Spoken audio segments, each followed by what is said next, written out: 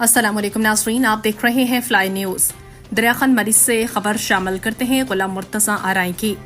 दरिया खान मरी में अवामी तहरीक और सिंधी हारी तहरीक की जानिब से कॉरपोरेट फार्मिंग और दरिया सिंध से 6 नए कैनाल बनाने के खिलाफ रैली निकाली गई। रैली में पार्टी वर्कर्स समेत मर्द और खवातीन ने बड़ी तादाद में शिरकत की।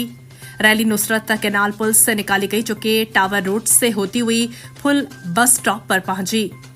रैली के शुरका कॉरपोरेट फार्मिंग और कैनाल मंसूबे के खिलाफ शदीद नारेबाजी की। रैली से अवामी तहरीक जिला नौशेर फिरोज के रहनुमाओं डॉक्टर फदा हुसैन भरीजो, अब्दुल लतीफ भट्टी, गुलाम सरवर सोमरू, अब्दुल सलाम सोमरू, सिंधी हारी तहरीक के रहनुमाओं अली नवाज सड्डाहरी, शाहिद हुसैन सोलंगी, सिंधियानी तहरीक की सना राजपर, नजीर सोलंगी और दीगर ने खिताब के दौरान कहा कि कॉरपोरेट फार्मिंग के नाम पर कंपनियों को लाखों एकड़ जमीन देकर सिंध की जमीन पर कब्जा किया जा रहा है। रहनुमाओं ने मजीद कहा कि सिंध की आवाम किसी भी सूरत में कैनाल बनाने और सिंध के वसाइल पर कब्जा नहीं करने देगी और ऐसे हुकूमती फैसलों के खिलाफ अपना शदीद एहतजाज जारी रखेगी।